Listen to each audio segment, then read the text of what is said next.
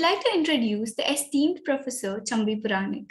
His contributions to the education sector can only be described as immense. With a degree in BA and MA in Political Science in the University of Mysore, a MA in Political Science in International Relations from Carleton University, Canada, and a Doctor of Literature in Political Science from the Ranchi University, Sir is indeed one of the best authorities in political science this country has to offer. Sir worked as a professor, a research assistant, a deputy registrar, a dean, and an acting vice chancellor for several esteemed universities.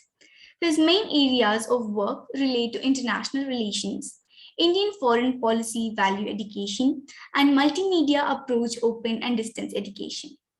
Moreover, his initiatives include launching the Gyan Vani FM radio educational channel in Bangalore. Sir participated in international colloquium on emerging scenarios in distance education, Delhi. Further, Professor has participated in the 12th World Congress of International Political Science Association held at Brazil. Sir has also served as a member of International Research Studies Group, namely Judicial Studies of IPSA, and presented a paper on Lok Adalat's People's Court, an experiment in the judicial system of a developing country, India, in University of California, US. Furthermore, Sir initiated the process of offering programs in the field of distance education in Africa and West Asia. To add on, Sir has published 4 books, organized 62 events, and 115 workshops. In summary, Sir is an authority in political science and international relations. It is a pleasure to have you here, Sir. We hereby humbly welcome you to the inauguration of the Center of International Legal Studies and kindly request you to provide your respected insights on this virtual stage, Sir. Thank you for your affectionate introduction, which, as a teacher, chronologically, I must have done something, but that is not outstanding as compared to my peers and the other professors who have served the cause of international relations and in particular political science in India. Now, this subject, international relations, international legal studies, the center, I think, I must congratulate Dr. Subramanya, our beloved Dr. Ramurthy and the Chancellor Sabita and others whom I know them for the last 2 to 3 decades. They have been taking a lot of interest in such studies. Coming to the very concept of what Professor Hegde mentioned, I think I start with that only. He said, international, whatever legal studies and all that, should have a kind of disciplinary boundaries. Probably he was very cautious when he meant to say that this international, whatever disciplinary boundaries must be there.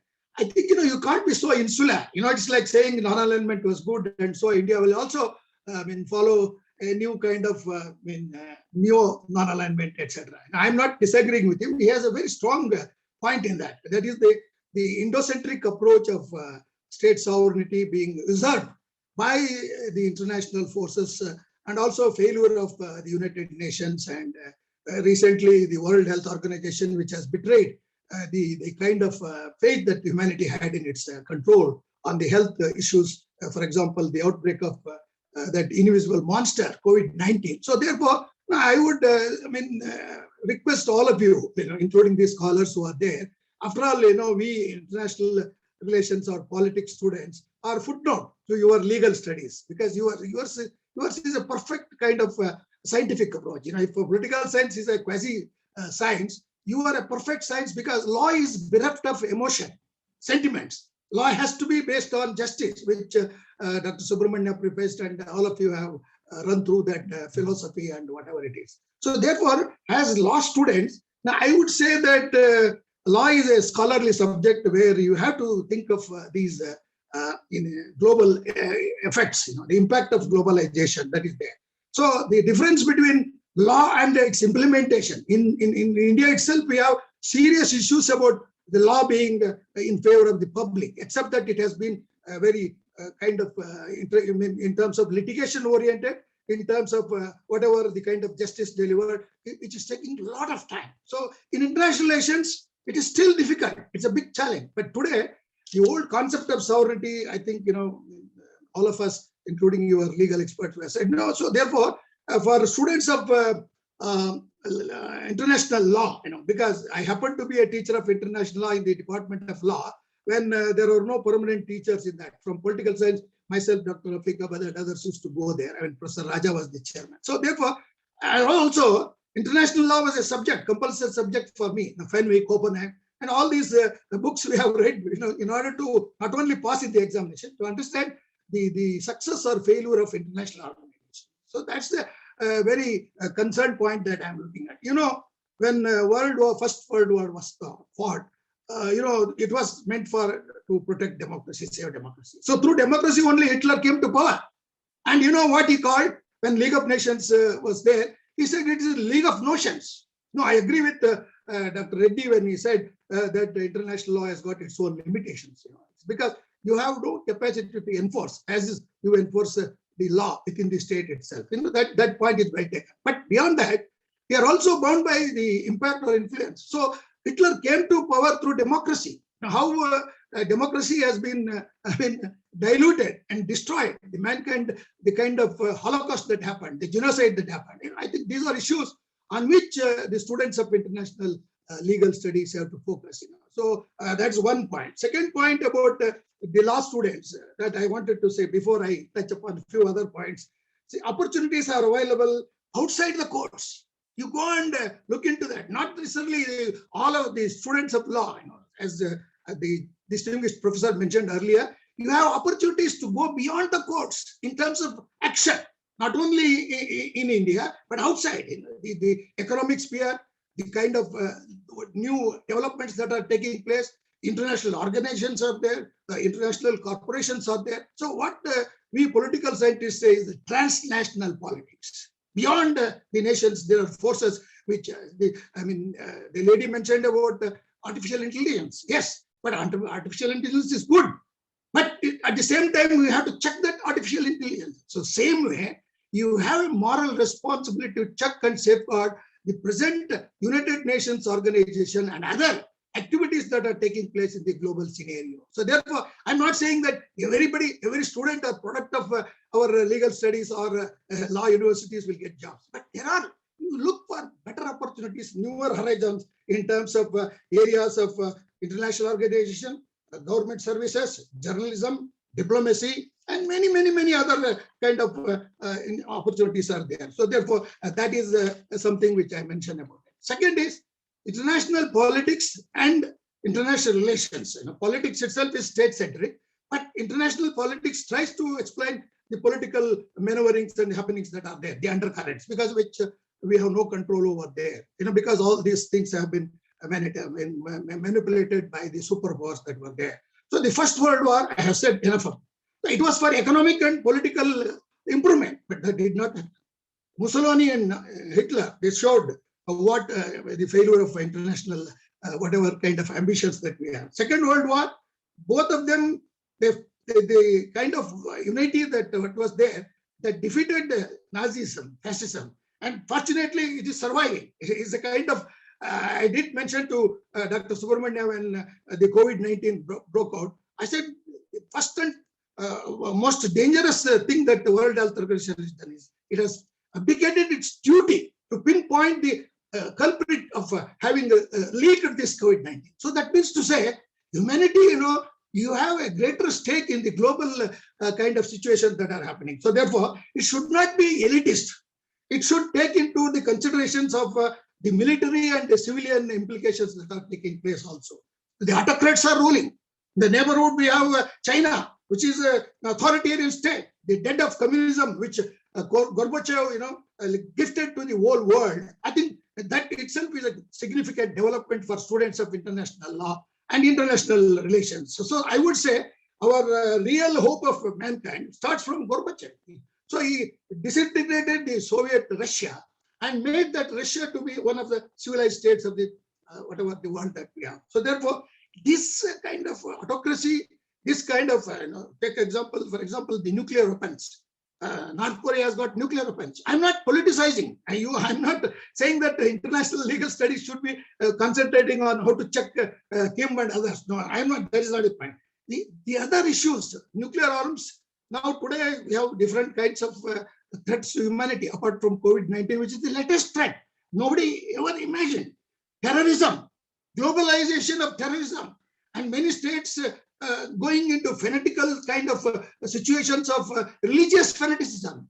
And I don't want to mention any particular religion, but some religions, the kind of caliphate aspirations they have, these are all these are all developments that you have to take care from the point of view of your observation. So international politics started from 1948. Quincy Wright, Hans Margento of Politics Among Nations, and then Brian Porter, James Rosano, and all these people have come from the school of idealism to realism, now behavioralism, and truth and the post-truth scenario. So therefore, I think as a foundation that you have to take care of the kind of situation that we are. Second is, in spite of NATO having been dissolved from the point of view of Cold War, India was in OT of, it was in the front of the kind of non-alignment that was there during the Cold War. But now, the NATO is there, but it is ineffective. The world was bipolar. Now it is unipolar. So that means to say, even US has surrendered. Once Europe was a very big, powerful entity in the global situation, and they would like to control United Nations, and that was there. Now it is not there anymore. Unfortunately, coming to India, we missed the opportunity of being a member of Security Council for various reasons. I am not blaming the first Prime Minister or anybody, but we had a chance, but we stood by China. We bought peace with China, hoping that China and India are both the largest kind of populations that we have. Though ideologically we are different, we would live as good neighbors. But what happened in 1962? So therefore, I would say that the present situation of terrorism has to be tackled through a kind of international institutions at the regional levels also. That's why Quad has come.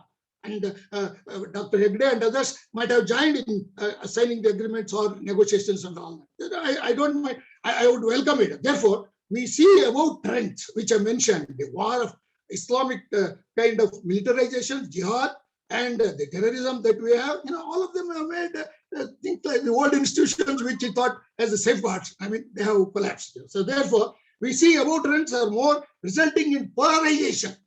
Now, people say the world was bipolar, now it has become unipolar. No, I would say it is not unipolar. Now, Asia and Africa are in the forefront, though economically, militarily they are weak.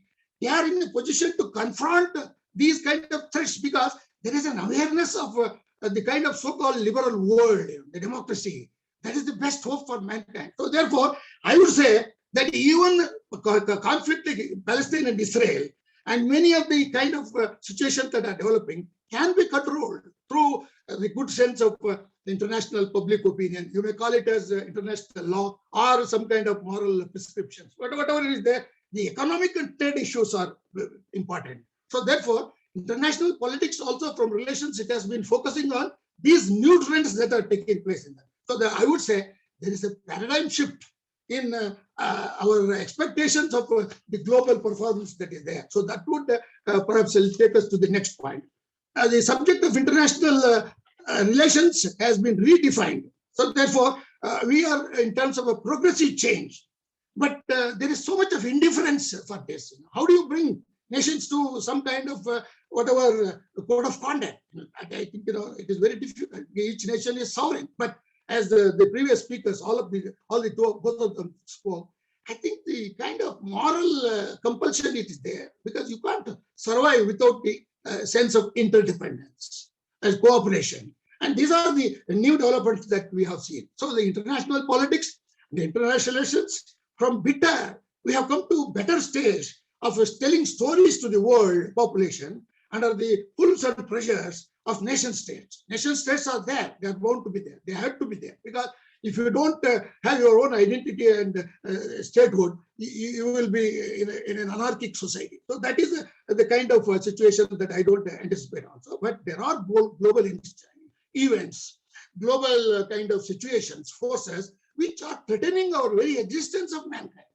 Today, we have no control over the pharmaceutical lobby. That is the lobby which is controlling. And there are many other new developments which you have seen. Even an instrument of destruction from nuclear weapon we could control. We cannot control instruments like drones. Drones, they're entering into our security zones, leave alone private zones and so on. So artificial intelligence or the kind of technological interference, all these things I think you people have to take into consideration. So international politics or state politics is confined to local situations only. It's good for more than in kind of 120 crore people, we need law. But that is there, that will go on. Whether we like or not, we need to have this legal system. But I would say, when you think of an international studies center, you have to think of how the present sovereign states in the global context are trying to accommodate or adjust to the situations that are developing beyond the territory of nation states. That's why I said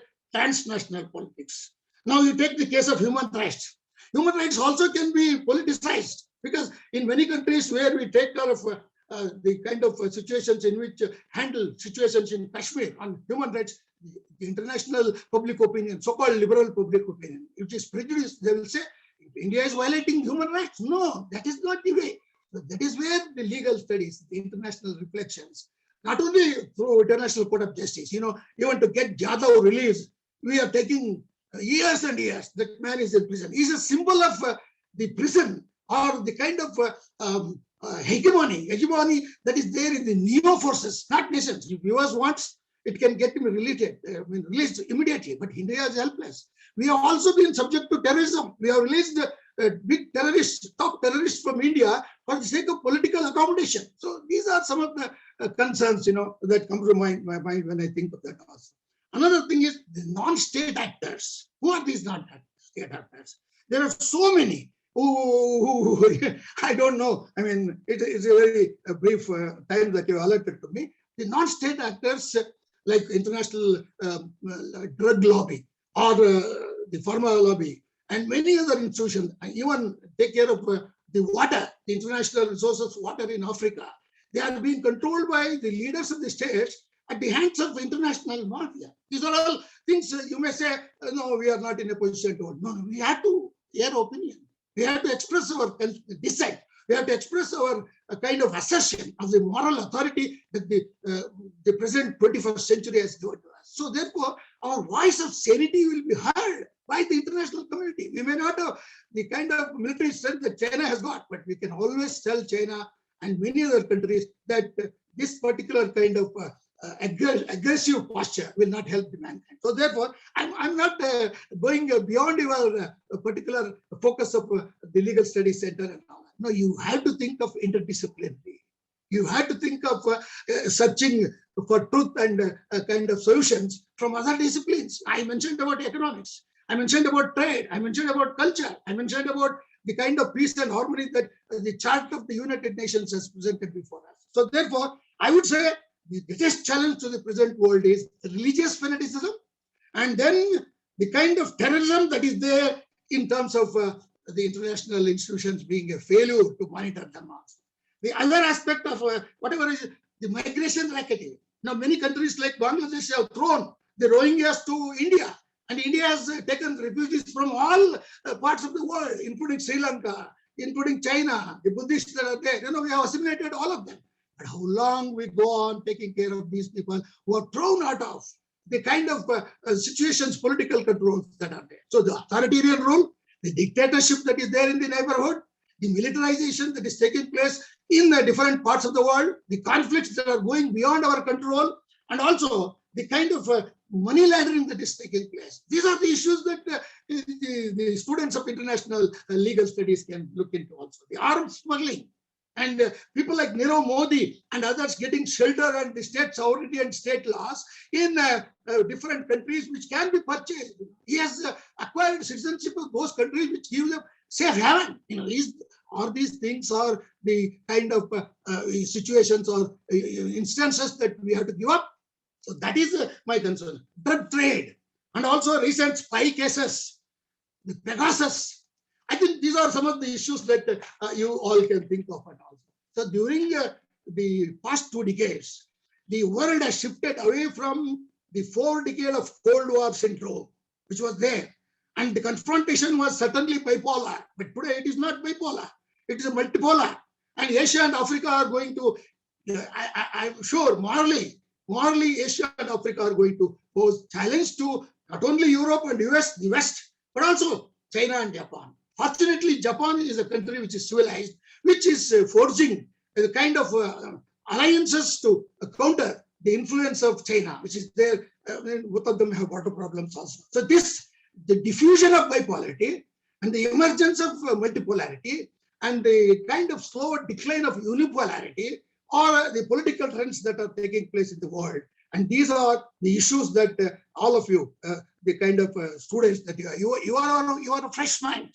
You are not having the prismatic kind of approach that we have. Now we do have liberation, but we never go beyond our prisms of perception. So therefore, I would say the power and the eroding strength of the US and Europe and the ability of Japan and other civilizations joining together, it augurs well for the international community. And in a world of transitional development, the students like you and the scholars who are there, the rise of China can be countered. Even China can be befriended by India.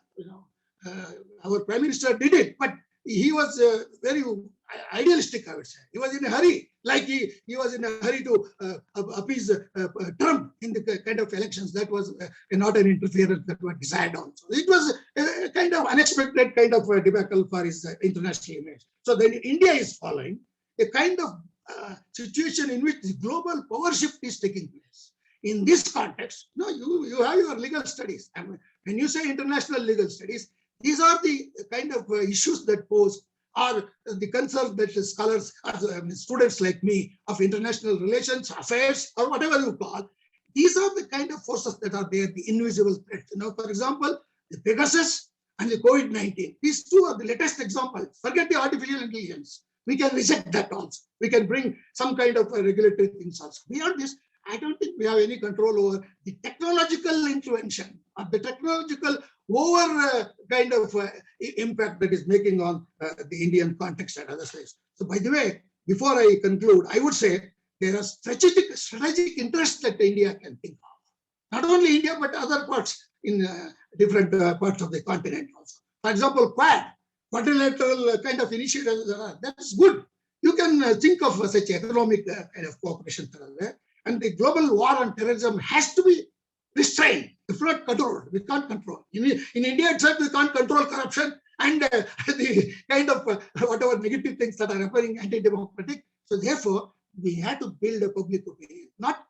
If international law is not a strict law in the pure sense, international law is a kind of international moral opinion or assertion through the court at Hague. We can say that, but it is there. But they are only taking these kind of small cases that are there. Never international court. I'm sorry if anybody enlightens me. I'm ready to learn because I still want to learn because I have to shed some of the old kind of information or perceptions I have. So therefore, the defense diplomacy has to be there, not by war, through means of negotiation, which Dr. Hegde has negotiated in terms of trade and other agreements. That also should come.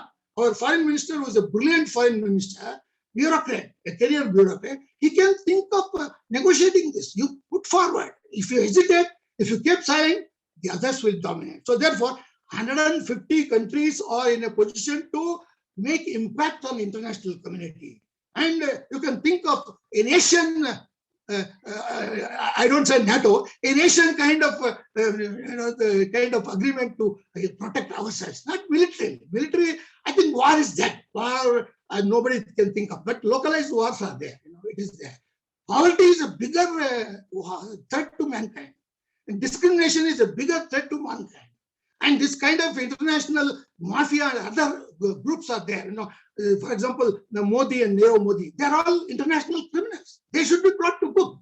And that kind of public opinion, if you can build, I think I think the studies, international studies, you will be reaching not only to you, you will be reaching the conscience of the whole mankind.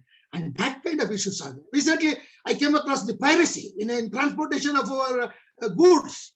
and our immediate requirements of the mankind. The pirates are there in some parts of the kind of Gulf or wherever the water passages are there. Why don't you think of that? We think of space, we think of international waters, we think of kind of accessing the kind of richness that is there, the seabed, or we think of the benefits of sky, Mars, anything.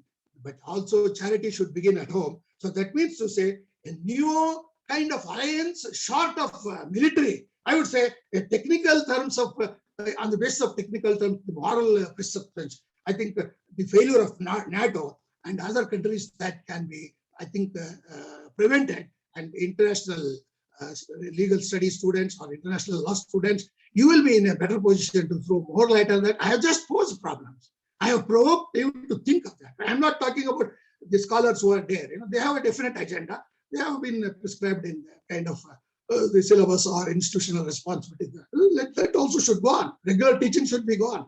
But these are the frontier, whatever opportunities for research potential and to solve the realistic threats to mankind also. So the terror is there everywhere, and like artificial intelligence. So I would say the kind of situation in which we are there, I'm very optimistic about the future kind of situations that are there. Before I conclude, I would like to say that the international relations subject is a very important descriptive subject, but it can be going to the kind of realistic studies that Madhyanto has set forth, Quincy Wright has mentioned, James Rosen has mentioned. So the end of history, to Fukuyama, you think of him. He has given us a new idea to think of triumphant liberalism. Liberalism should survive, and that is the hope of mankind. Now, the age and issues of climate change, technological bioengineering, the lady mentioned about artificial intelligence, and the chemical and COVID-like virtues, viruses. These are some of the things that are the new challenges before the students of international relations, and also the kind of students that you are there as legal students in terms of our legal, moral, economic, cultural, and social, and the kind of equity that is in terms of distribution of the wealth of the nations. Not only the wealth of individual nations, but the wealth of the nations. The kind of misery that we have, the expectation, the rising expectations of people of Asia and Africa. If these things are, focused, I think your research or your studies will be fantastic beyond the degree that you take, beyond the kind of career options that you have before you. So with these kind of issues, which are the basic concerns for me and my other colleagues who are there, senior colleagues, I'm sure they also have the same kind of concerns with the moral kind of feelings or authority. We would look forward for your legal studies center, International Legal Studies Center, to mark, to keep some of these things and publish. You build public opinion. After all, the truth cannot be hidden. And that if the truth is enlarged, I'm sure somewhere it will click and the mankind will be benefited by your studies. And I wish you all success. I'm sure the CMR University, which is doing a very pioneering and very unique service to mankind in this part of the southern India, I wish you grand success. And Dr. Subramania, Dr. Ramurthy, and many others, you have noble ideas. I'm sure you will be in a position to reach the expectations, not only in terms of excellence, but also the kind of perfect solutions for man. In these words, I thank you for having given me an opportunity and wish you Godspeed. Thank you very much. Thank you so much, sir, for sharing a whole new perspective of international law with your inspiring arguments.